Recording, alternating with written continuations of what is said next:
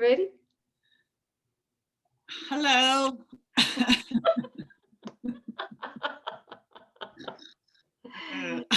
Good morning, sis. Nice meeting you here. Hello. Good morning, family. Thank you for joining us again.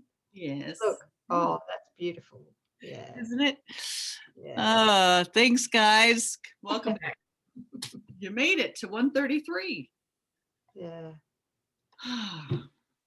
Big leap. Yeah, a big leap. Yeah, they're getting deep, aren't they, sis? These are getting pretty meaty. Well, I think it's the next 10 lessons, no, the next 9 lessons or so. From what my memory reveals, I think it's from about lesson 131 to 140 is like a huge step up. Yeah. Taking us almost vertical. Yeah. Yeah. And when we're doing these lessons and we're really into them, we can actually, if we're sensing enough, we can actually feel or sense the what I call G force, meaning the God force, or the vibration behind the lesson. Yeah. And you could feel it reverberating through everything. I have been. Yeah, me too. Yeah. I want to talk to those that are like Coreen, in that if anything goes over 30 minutes, I won't watch it or read it or be with it. I mean, I'm just being radically honest. What about the chosen? Oh, well, that's different. I kind of got a crush on the Jesus guy. So yeah, I'll watch that all day long, Anyway. No, I'm just seeing if there's like a Facebook post or there's a video, someone says, oh, check it out. And it's more than 20 minutes. I'm usually kind of like, but that's not me. Okay. That's the ego's resistance. And so and I know people pop in and they look at how long these videos are. And so I want to just encourage you that it's totally worth it, that everything that we're sharing and providing, it has to be done here or so-called later, right? You can stave it off, but at some point we must do it. So let's just do it together. Let's really take each one apart and get as much as we can, all the layers. There's lots of rings, lots of offshoots, and Sis and I are, so we become animated and excited about it as we're unpacking it with you, because we can feel our minds healing. So it's definitely healing your mind, and you are worth it. So let's lock arms and stay totally undivided and joined as we make our way through these lessons. Will you do that for me, please? Yeah. It helps me. Thank you for that pep talk, sis. That's beautiful. Yeah. Pep, pep, pep, pep, pep. Feeling peppy now?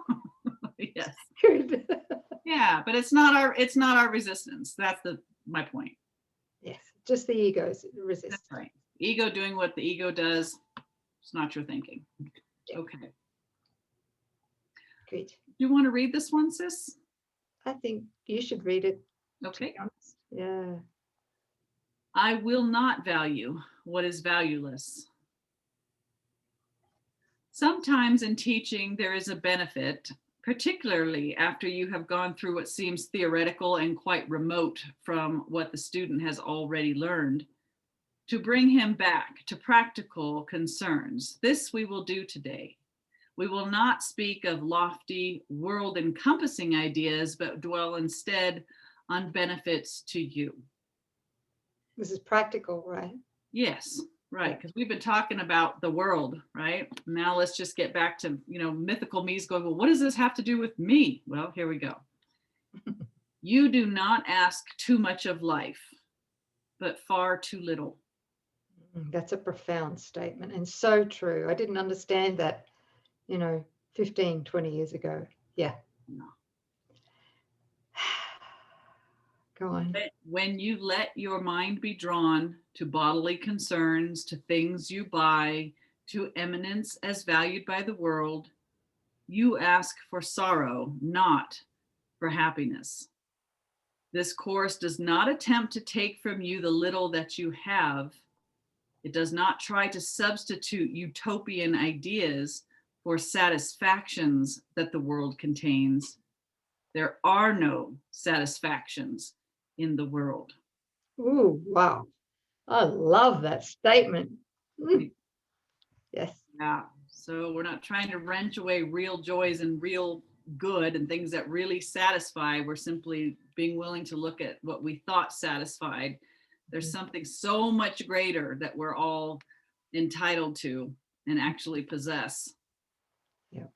Okay. So today we list the real criteria by which to test all things you think you want.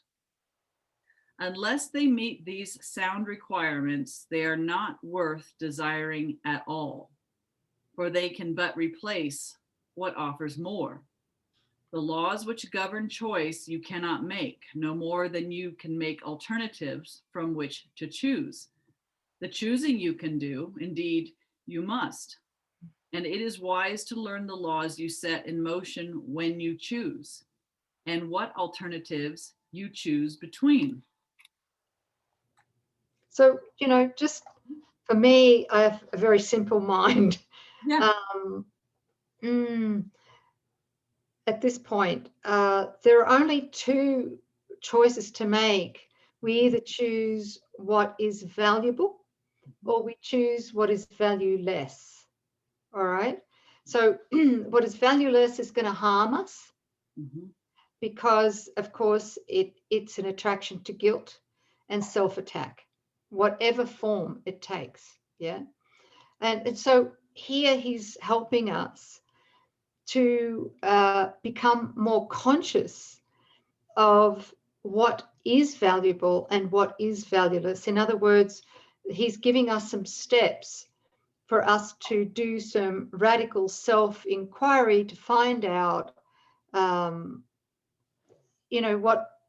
what is valuable and to recognize what is valuable and what is valueless. Because for most of us, when we begin the course, we have no clue how to differentiate between the valueless and the valuable, right? Yeah. Is that where we're going? Yeah, well, when we start the course, we don't even know that we have a choice. We really think that the world is happening to us, Well, and that's that true. the choice is like between what the ego says is good and what the ego says is bad, and we don't want that. So we're choosing between options out there. Right. But he's saying you guys have a whole nother choice. Did you know? And one is valuable and one is valueless. So now we sit there and go, okay, well, how do I know the difference, right? Because I'm still thinking that car is going to make me happy, or my special relationship is the end all, right? Or more sex, yeah. Oh yeah, lots of sex, chocolate. Yeah. Okay. Okay. Yeah. I love you, sis. We have already stressed there are but two. However many there appear to be, the range is set, and this you cannot change. It would be most ungenerous to you to let alternatives be limitless and thus delay your final choice until you had considered all of them in time and not been brought so clearly to the place where there is but one choice which must be made. Many times I've heard people refer the choiceless choice, right? It's not really a choice when only one is real and one isn't, but yeah, let's keep going. Another kindly and related law is that there is no compromise in what your choice must bring. It cannot. So there's no compromise. What's he mean? Okay. There's no compromise in what your choice must. Okay. All right. I've got it. Yeah. Okay. Yeah. So what you choose brings certain results. You can't mix and match and have a little of this, and it's not a buffet. Another kindly and related law is that there is no compromise in what your choice must bring. It cannot give you just a little, for there is no in between. Each choice. Go on. What's that? No gray area here. It's black or white, right? Yes, yes. Each choice you make brings everything to you or nothing. Ooh. Talk about contrast, extreme contrast. Boy, this is really brings it up in your face. Yeah. Like, once you accept this, then you're really like accountable. You're going to have to really look at what it is that you're choosing. Do I want everything or nothing? Therefore, if you learn the tests by which you can distinguish everything from nothing, you will make the better choice. Okay, so he's going to start outlining how we know when we've chosen everything or nothing. Mm-hmm. First, if you choose a thing that will not last forever, what you choose is valueless. A temporary value is without all value. Time can never take away a value that is real. What fades and dies was never there and makes no offering to him who chooses it. He is deceived by nothing in a form he thinks he likes. Wow. Wow. What would come under that category? Oh, bodies that rose. Right. Somewhere in this beautiful text, Jesus says, again, if anything changes by nature, it is false. So we're looking beyond form to qualities, to ideas, because those cannot be changed. They don't decay. They can't cheat. They don't abandon. They don't come and go. A So would it temporary value is without all value. Go ahead. So good. So would you agree that probably at the top of that tree would be relationships? Mm-hmm. Yeah. Yes. So, but according to the ego's perception and its world, relationships do change, Mm-hmm. Frequently. right? Because it's the ego that's having a relationship with another ego. That's right. Okay. And the point of that relationship is a body, which changes. Okay. Okay, so if something changes, if it can be killed, if it can decay, if it can be taken from you and restored again, only to be taken away, there's zero value to it, because time will never take anything away from you that has value. All right, so that's our first test. Mm-hmm. If it doesn't last forever, it has no value. Good. All right, next. If you choose to take a thing away from someone else, special love, you will have nothing left. This is because when you deny his right, your brother's right to everything, you have denied your own. Okay, I have a little note here. Okay, just to support that, is any attempt to bargain someone down, and we do that all the time, not just when we're purchasing things, but when we're in our special relationships, we attempt to bargain someone down, is nothing less an attempt than an attempt to actually rob them. And we can't rob another without robbing ourselves. And why is that? Well, because there's just one of us here. Is there anything I've missed? No, that's so good. I'm just thinking, though, like the whole business model, really, it's like there's built in at some point, it was here's some value and there's a value exchange because somebody seemed to have more corn than somebody else had more, I don't know, wheat. But nowadays it's, puff up the value and overcharge to make a profit, to make others happy. But somewhere in that, there's a knowing that you've taken advantage of somebody, and that instills guilt. And when we do that, we think, oh, I've taken from my brother. I'm somehow at an advantage. He's at a disadvantage. Well, like our sis said, there's one of us here. So what have you just done? You cannot have an advantage. There's no way that you can gain if any of the sonship loses. And look at what Jesus says about the special relationship, that euphoric, romantic, oh my gosh, I can't stop thinking about them, don't want to be without them. That's actually where the ego sees something in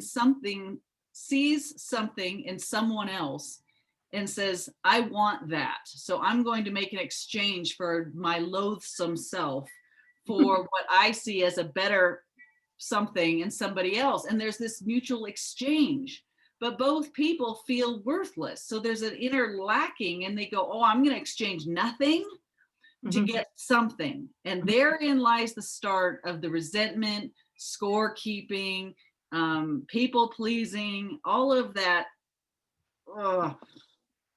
Gross, inauthentic relating that just heaps guilt, which the ego just loves, right? Okay. Well, that's it. Because I mean, ultimately, what we secretly do is we say, you're responsible for my happiness, and God damn you, if you don't meet it, yes, I'm going to cut you off. That's right. I won't love you anymore. Right? And we call that puppy love. Oh, yeah, right. So bad. Well, so this is great. So if it changes, it's no good. No, that's right. Any, like you said, any attempt to gain from another's loss is self-attack, right? Because and any attempt to gain from somebody else's loss is going to amount to more self-deprivation for us in the end. We may not realize it because it comes, the ego uses or projects it in a different form. So we get sick, or we have an accident, or something happens, and we have no idea through the ego that that's directly related to us trying to, gain from somebody else's loss, right? Right. Yes, that guilt gets projected out in, countless forms, and we'll always think, oh, it's an accident caused by slippery roads. No, that accident was actually a projection of the guilt in your mind that you didn't want to feel inside of yourself, so you put it out there, and you're blaming the weather.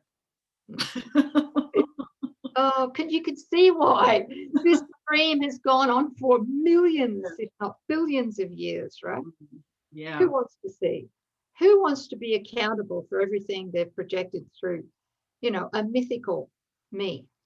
Yeah, well, I do. That's why I'm not popular anymore. I'd take you out. Thanks, babe. I like Chinese. Very funny. Gosh. Okay. So let's go back. This is because when you deny your brother's right to everything, you have denied your own. You therefore will not recognize the things you really have, denying they are there. Who seeks to take away has been deceived by the belief that loss can offer gain. Yet loss must offer loss and nothing more. Yeah. When somebody loses, we all lose. When one is blessed, we're all blessed. Yeah. Yeah. That's what Jesus says, do unto others as you would have them do unto you, because he left that part out, but because they are you. He gave me permission. They are you. And, another line too is learn to supply the lack you see in another. In other words, to learn to supply that, which is love. There's a lack of love in the other. We need to supply that supply that love. And as we give that love, as we supply that love, even if it's just a thought, we may not need to say anything about it, just a thought. Well, we're increasing it for them and ourselves, right? So when we hear a call for love, the ego sees it as a call that they need something, and then we check in, well, I have it. Well, what can I barter and gain from it? But Holy Spirit hears a call for love and says, but we are love, so we can give liberally, and it's only to the one self that benefits. Well, yeah. Something that sustained me for more than 20 years or so was learning. I found forgiveness was very difficult for me at first, particularly with those people whom I was convinced were, what would you say, unforgivable? What did you say? I could say a lot, but I'm going to wait for you to give me a nice unforgivable, right? Anyway, that's all gone now, thank God. But back then, I didn't want to forgive them. I didn't want to forgive them. But what helped me a lot learning about this is that there's either an expression of love or there's a call for love. There's nothing else, no matter what is happening. So what helped me during that period was when somebody was calling for love and they were being a total shithead. There you go. Sorry. Oh, okay. It's not very nice. But I would take a deep breath and then I would go within and ask. This is most of the time, right? Mhm. I would ask myself, and what would love do? Exactly. How would love respond to this call for love? Yeah. And that really helped me so much. Yeah. So that's the Holy Spirit's answer to this issue. To only see either recognizing love where it comes through, right? You see acts of love and kindness, or calls for love and supply it. That's the way that we'll never consider taking advantage. It rules out the whole idea of loss, getting at the expense of somebody else. Yeah, just made that connection. Thanks, sis. Yeah, thank you. A little slow. Okay. All right. So we're not taking away from the sonship, and it has to be eternal for it to be valuable. So your next consideration is the one on which the others rest. Okay. Why is the choice you make of value to you? What attracts your mind to it? What purpose does it serve? Here it is easiest of all to be deceived. For what the ego wants, it fails to recognize. It does not even tell the truth as it perceives it, for it needs to keep the halo which it uses to protect its goals from tarnish and from rust, that you may see how, quote, innocent it is. This is, and Jesus speaks about this elsewhere as the face of innocence. The ego has this face of innocence. And yeah, we need to transcend this most definitely, right?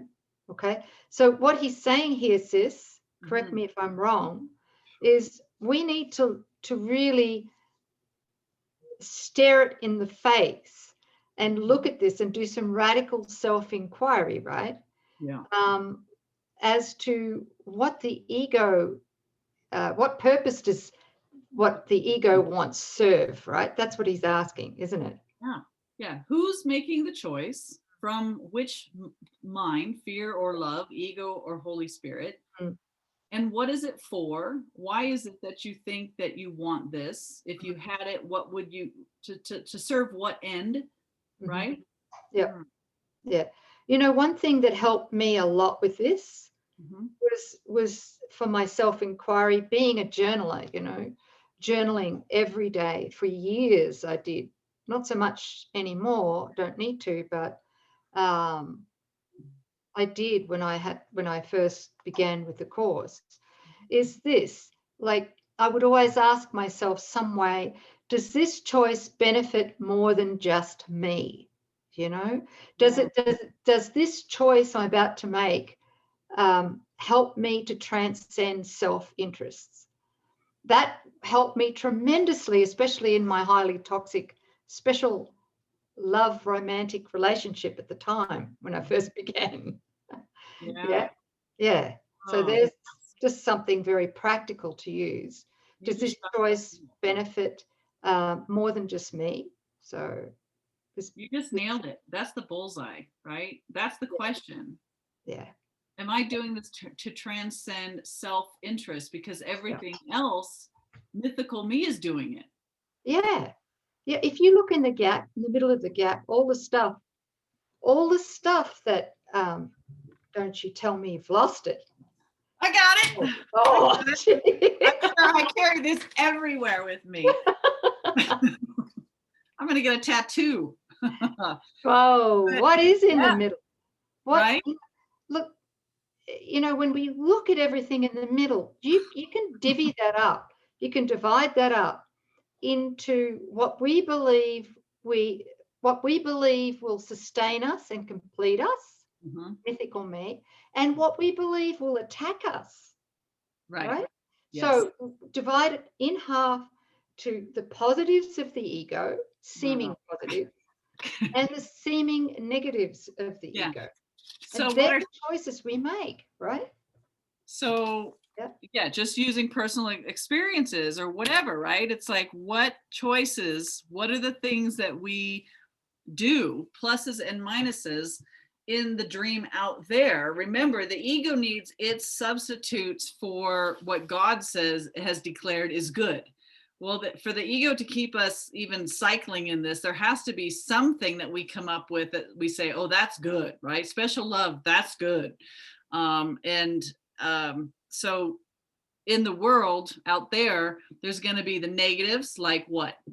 Lack, being broke, being sick, mental issues, depression, anxiety, weight issues, body issues, bullying, insecurities, sickness, disease, protecting yourself from what? The economy, weather, health, politics, COVID, the latest pandemic. Okay, right. So those, we would agree that those are the negatives.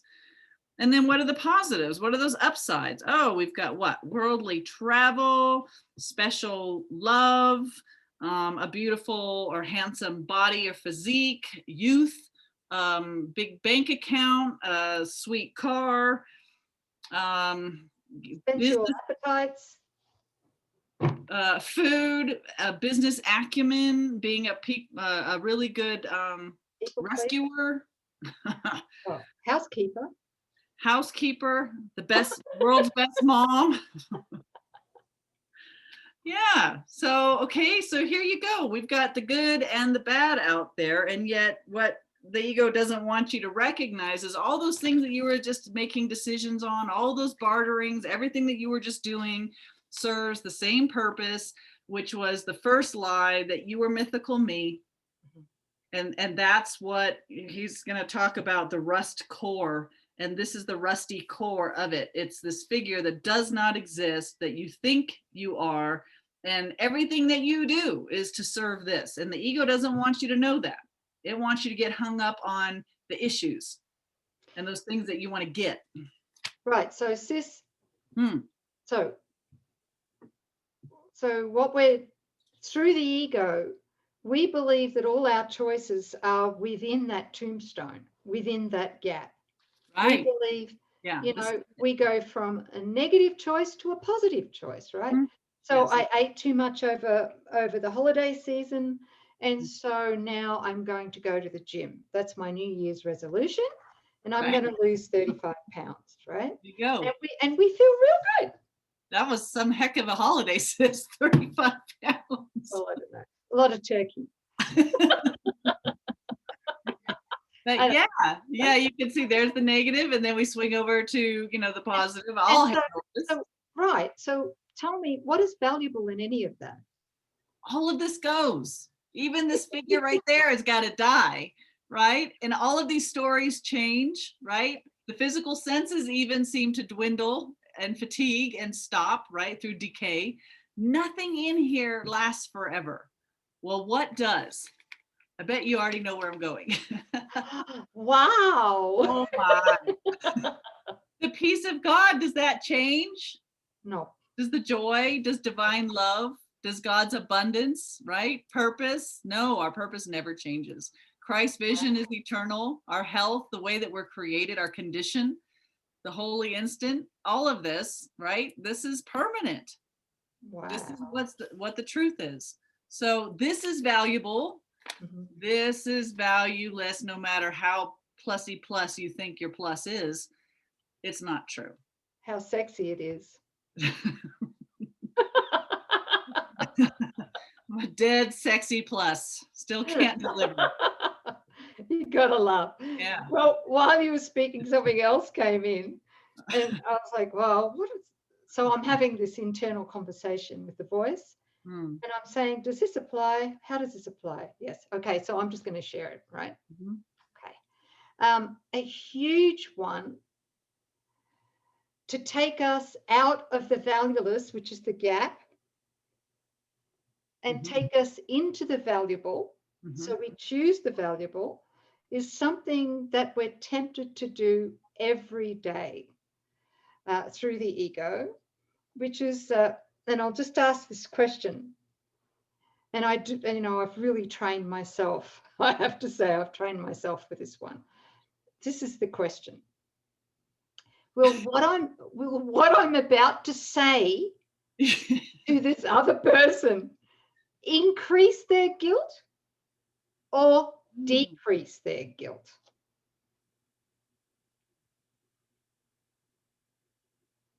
So before you do anything or say anything in line with that, what's it for? Is this going to increase guilt or decrease guilt? Well, for the other, you think in your relationships and in mine, right?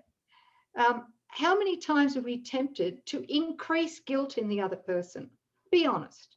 All the time before the path. Yes, all the time. Yeah. I would dump my story, my problems on others, you know? And why? So I, like you were saying before, to offload the guilt, the burden on my mind, give it to mom. That's what she's there for, right? I did the same thing. Are we the only two people in the universe? Oh, forgive me, Father. Yes. Yeah. Right? Or in our special relationships. Look, what have you done for me lately? Because I've done da da da da da da da da da. Or how could you be like that after I've all done this for you, right? Oh, so sorry. Yeah, I was the worst. Yep. Yes. Those days are over now. Oh gosh. You know, when we're tempted, we don't take the bait as often as we did before. No, I see it even coming now, and it's like the answer to all of this is to see your brother as yourself. You just won't do it when you're about ready to dump a truckload of whatever on somebody. You just recognize you're only doing it to the self, right? You can't do it to somebody else without literally doing it to yourself, and there's just one. So you don't do it. Yeah. Thank you. Yeah. It's huge, that practice. Yeah. Always asking, you know, will what I'm about to say to this person increase guilt in them or decrease it? I love it. Okay. Thanks, sis. Thank you. I was laughing when you were coming up with the question. I was watching the I Know Mind and Coreen racing, trying to figure out ahead of time what was Nouk going to say and what's the answer. See, you missed it, didn't you? I started laughing because I saw it right away. I said, oh my Lord. Okay. That's the I Know Mind.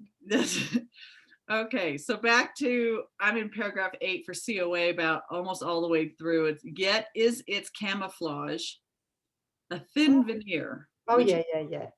Got it. Yet is its camouflage a thin veneer, which could deceive but those who are content to be deceived. Yeah, we don't want to know the truth. Let's just look at smoke and mirrors. Its goals are obvious to anyone who cares to look for them. So the ego is not so very complicated once we put it under the microscope with Holy Spirit and going, what is ego? Why am I making this choice? It's really to bolster the first lie that I'm mythical me. And this is exactly what the ego does not want you to look at. Again, it wants you to stay focused out there on unreal problems and not question the first lie that says that, you know, you're that mythical, the person in the gap. Here is deception doubled. For the one who is deceived will not perceive that he has merely failed to gain. He will believe that he has served the ego's hidden goals. And though he tries to keep its halo clear within his vision, yet must he perceive its tarnished edges and its rusted core. Don't you just love that rusted core? I had to laugh when I read that. Yeah. Just call me Rusted Core from now on. RC.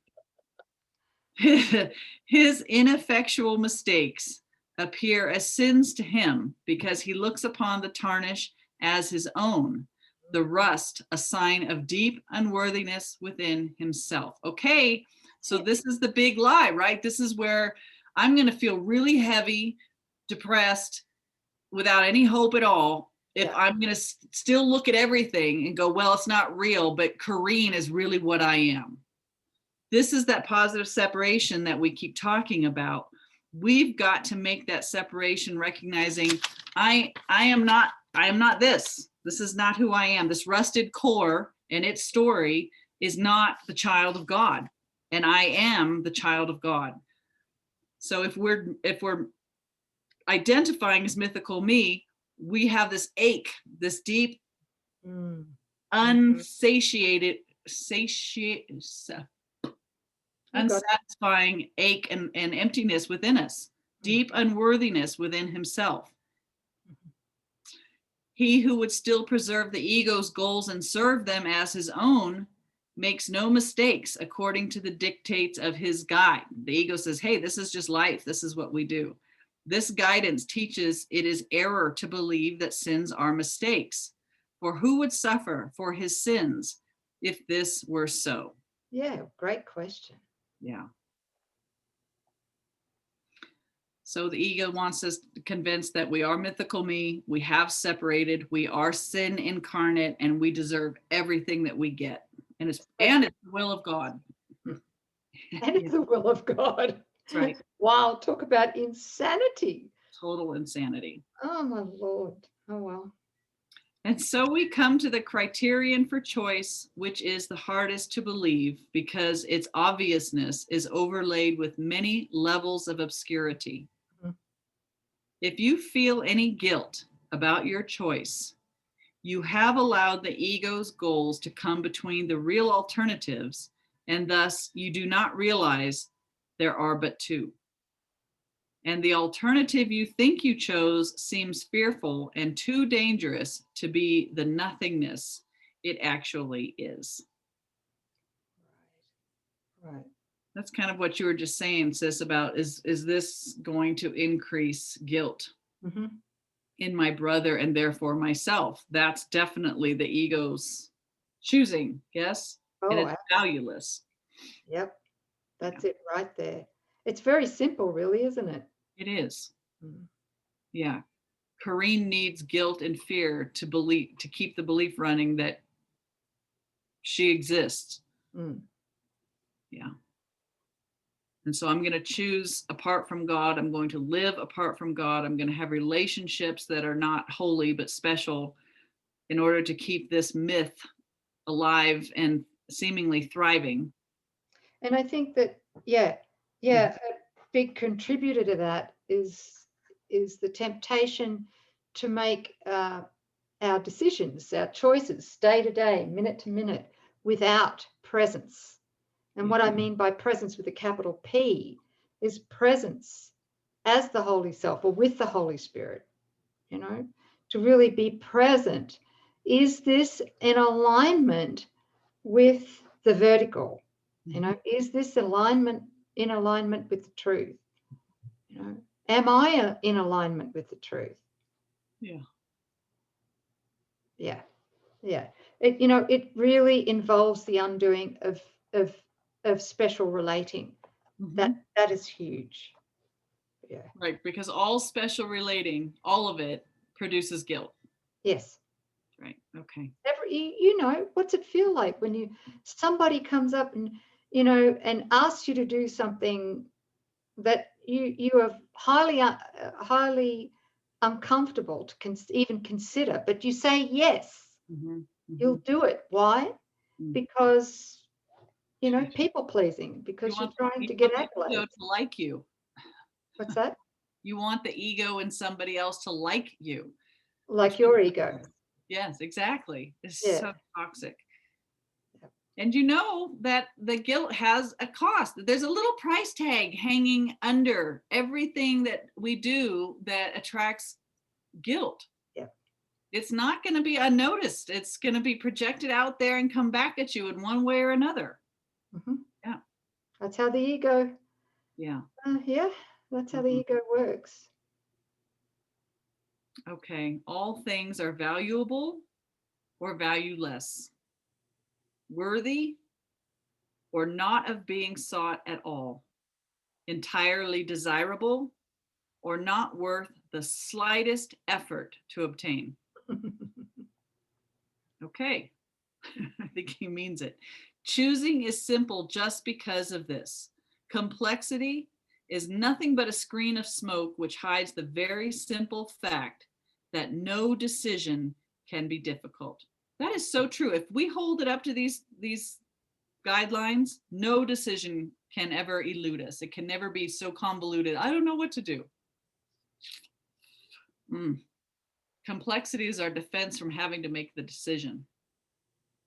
Thank you. What is the gain to you in learning this? It is far more than merely letting you make choices easily and without pain. Heaven itself is reached by empty hands and open minds, which come with nothing to find everything and claim it as their own.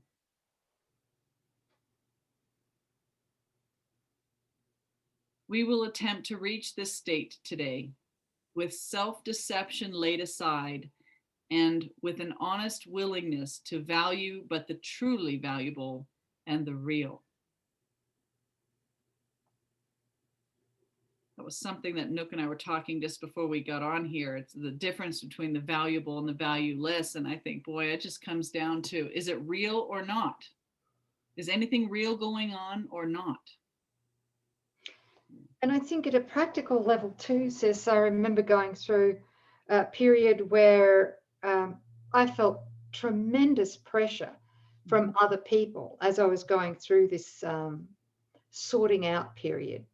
What I mean by sorting out the valuable from the valueless, you know, it wasn't so simple for me at first. I don't think it's very simple for anybody at first. Yeah.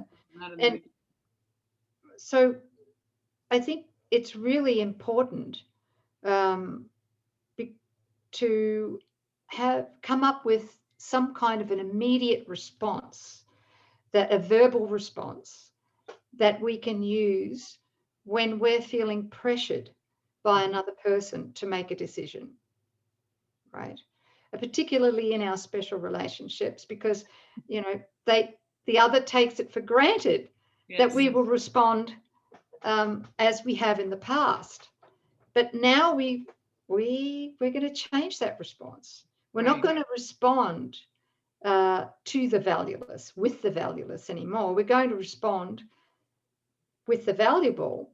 But in order to sync ourselves, you know, in alignment and give ourselves the pause necessary, like a divine pause necessary to be able to, we might need a minute, we might need an hour, we might even need 24 hours, whatever, a week, to find what the valuable is and the meaning the valuable response. So we need to come up with something at a practical level to be able to say to that person without offending them, hopefully. Look, I need to take a pause on this. And for me, this is what I say, I need to feel into it what the right decision is. Right. And if you could give me that time, I would really appreciate that. That's good. Yes. So there is a way, instead of saying piss off, you stop. You say, old me wanted to say piss off, or the old me wanted to say da da da, you know, or wants to be reactive. But because of this path that I'm on, I need to take a time out for myself because this is so new for me, just to get some clarity.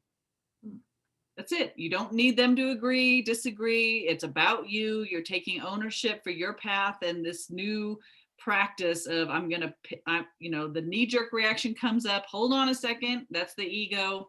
It's going to do something for it's going to choose guilt and it's going to choose the valueless. So I want to take a minute and get really clear with him and then come back and say, out of love, I'm taking this time because I don't want to act inauthentically with you. So the Holy Spirit will give you the right words, but always make sure that it's about you and that you don't want to say something that you don't mean. You love this person too much to be inauthentic. Oh, I love that. Love that. Thank you. Takes the defensiveness right out of the equation. So, okay, so we're practicing the pause. Okay, our 2 extended practice periods of 15 minutes will begin with this. I will not value what is valueless. And only what has value do I seek, for only that do I desire to find. And then receive what waits for everyone who reaches unencumbered to the gate of heaven, which swings open as he comes. I love that. Wow. Should you begin to let yourself collect some needless burdens or believe you see some difficult decisions facing you, be quick to answer with this simple thought. I will not value what is valueless, for what is valuable belongs to me. Wow, that's a big lesson, isn't it? Oh, it's really big. It's chopping the ego thought system off really too at the knees. It's a great way to know when you've left yourself. Mm-hmm. Yes. Yeah. Well, thank you, sis, and thank you, beautiful family, for joining us. Yeah. Yeah. Thanks, everybody. See you next time. Bye.